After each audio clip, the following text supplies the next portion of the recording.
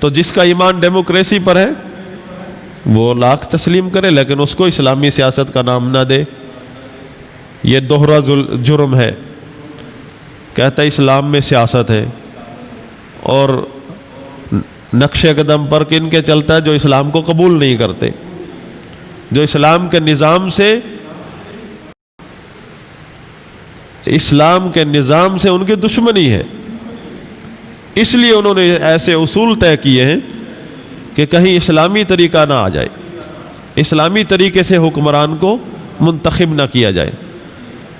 یہ جو راگ الاپتے ہیں اسلامی نظام کا نفاذ، شریعت کا نفاذ، پہلے شریعت کے طریقے کو تو تسلیم کر لو۔ شریعت کے طریقے کو تو آمریت کہتے ہو، ہے قائدین امت۔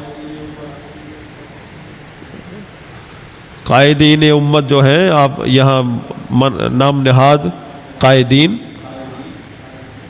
اسلام کے لیے نکلے ہوئے ہیں، اسلام کے لیے جی ہم جمہوریت کے حق، جمہوری حق استعمال کرتے ہوئے ہم اسلام کے نفاذ کے لیے دن رات ایک کیے ہوئے ہیں۔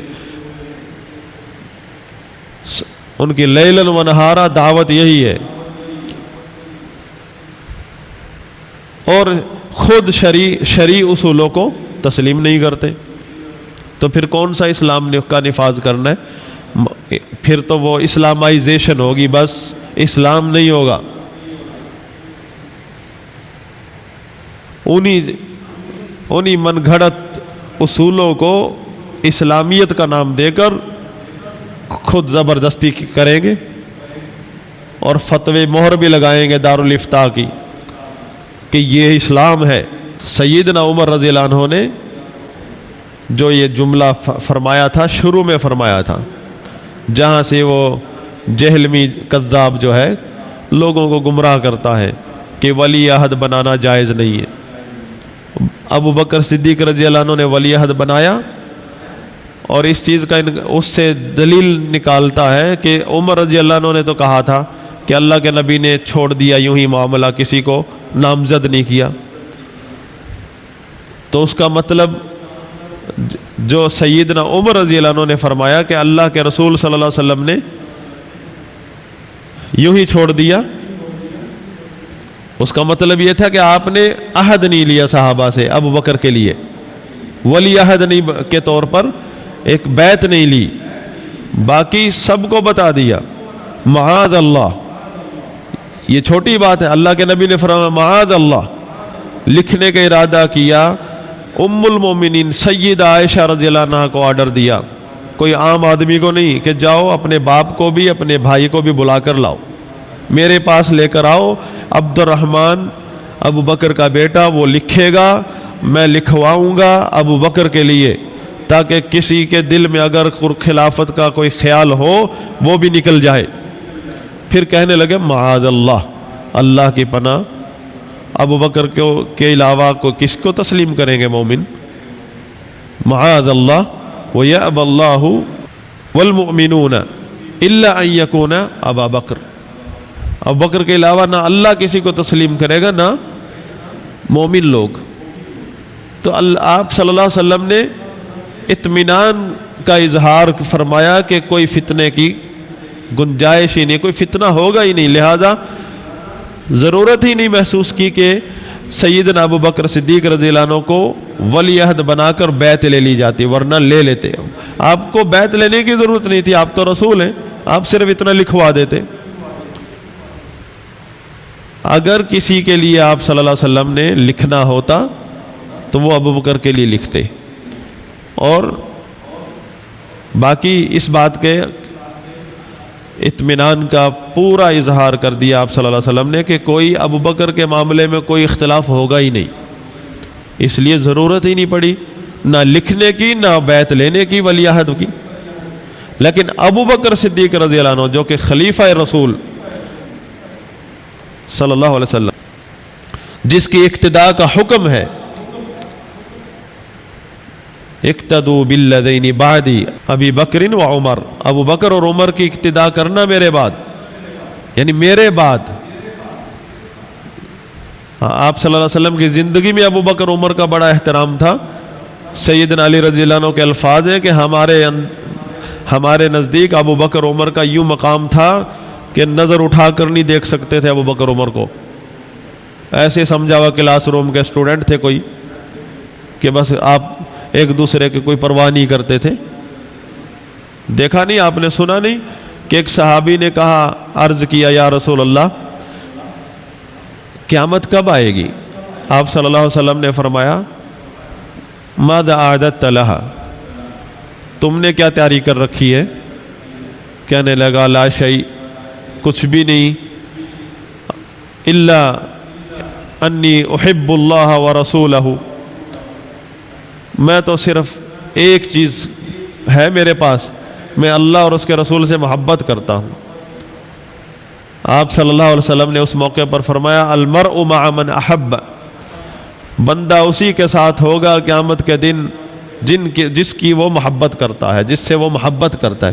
یہ محبت وہ نہیں ہے نعروں والی، یہ محبت وہ ہے جس سے بندے کی زندگی بدل جاتی ہے، یہ محبت وہ ہے جس سے بندہ محبوب کے رنگ میں رنگا جاتا ہے، یہ محبت اتباع ہے، محبت اقتداء ہے۔ تو سننے والوں نے کہا، صحابہ کرام نے سن رہے جو آس پاس تھے، ان میں انس رضی اللہ عنہ بھی ہیں، کہ سب سے پہلی خوشی ہمیں اسلام کی تھی، اس سے بڑھ کر کوئی خوشی نہیں تھی۔ اس کے بعد جو سب سے بڑی خوشی ہوئی ہمیں، وہ اس بات سے ہوئی کہ المرء مع من احب، کہ بندہ قیامت کے دن اس کے ساتھ ہوگا جس سے وہ محبت کرتا ہے۔ ان سننے والے صحابہ نے کہا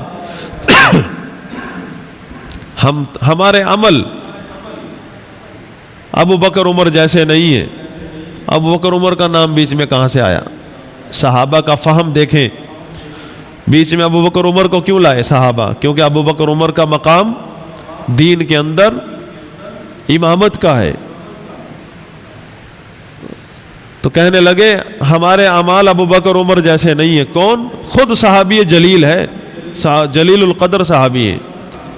فرمایا ہمارے اعمال ابو بکر عمر جیسے نہیں ہیں، لیکن ہم محبت کرتے ہیں ابو بکر عمر سے، لہذا ہمیں خوشی ہو گئی، ہمیں اللہ کے نبی صلی اللہ علیہ وسلم کی طرف سے ایک ضمانت مل گئی کہ اگر ہم ابو بکر عمر کی محبت میں مخلص ہیں تو قیامت کے دن ہم ان کے ساتھ ہوں گے، اور کامیابی کی علامت ہے ابو بکر عمر کا ساتھ۔ اسی لیے فرماتے ہیں کہ صحابہ کے دور میں، تابعین کے دور میں ابو بکر عمر کی محبت اس طرح سکھائی جاتی تھی لوگوں کو، بچوں کو، بوڑھوں کو، جوانوں کو، عورتوں کو، جیسے قرآن کی سورت سکھائی جاتی ہے۔ یہ کوئی معمولی چیز نہیں ہے۔ تو ابو عمر رضی اللہ عنہ نے جو یہ فرمایا کہ اللہ کے نبی نے ایسے ہی چھوڑ دیا تھا معاملہ، اس کا مطلب یہ نہیں ہے کہ ابو بکر کے بارے میں کچھ نہیں فرمایا تھا، وہ تو یہ اس کا مطلب یہ ہے کہ ابو بکر کے عملی طور پر ابو بکر کے نام کی بیعت نہیں لی گئی، تو میں بھی نہیں لیتا کسی کے نام کی بیعت، میں بھی یوں ہی چھوڑ دیتا ہوں۔ اور ابو بکر صدیق رضی اللہ عنہ کی سنت کیا ہے کہ پکڑ کے سیدنا عمر رضی اللہ عنہ کو، جو ان کے بعد سب سے افضل شخص ہیں امت کے اندر، عمر رضی اللہ عنہ کو پکڑ کے سلیکٹ کر دیا اکیلے نے۔ ہاں، اپنی سلیکشن کے لیے مشورے کیے، مشورے کا مطلب یہ نہیں تھا کہ آپ انکار کر دو تو میں نہیں مانوں، میں مجبور ہو جاؤں گا۔ اپنے دل کی تسلی کے لیے بندہ جب فیصلہ کرنے سے پہلے مشورے کرتا ہے، وہ مشورے دینے والے اہل شورا نہیں کہلاتے، مجلس شورا نہیں ہے کہ جو سلیکٹ کریں گے بندے کو، وہ تو مجھے مشورہ دیں گے، باقی میں نے فیصلہ کرنا۔ فیصلہ تو ابو بکر صدیق رضی اللہ عنہ کے ہاتھ میں کہ کون ہوگا میرے بعد خلیفہ۔ تو سیدنا ابو بکر صدیق رضی اللہ عنہ نے سیدنا عمر رضی اللہ عنہ کا ہاتھ پکڑ کے ان سلیکٹ کر دیا، وہ ہلتے رہے، ان کو ہلنے بھی نہیں دیا، نہیں بس میرے بعد تم سلیکٹ ہو چکے ہو، حکم دے دیا۔ تو یہ بھی ایک طریقہ ہے حاکم کو سلیکٹ کرنے کا، یعنی ایک تو ہے کہ پوری قوم میں سے بڑے بڑے بزرگ، جو قوم ملکی سطح کے جو بڑے بڑے لوگ ہیں، صاحب اختیار، وہ سلیکٹ کر دے ایک بندے کو. اور ہمارے ملک میں موجودہ صورتحال میں اگر فوج کسی کو سلیکٹ کر دیتی ہے اس سے بہترین سلیکشن کوئی نہیں ہے واللہ.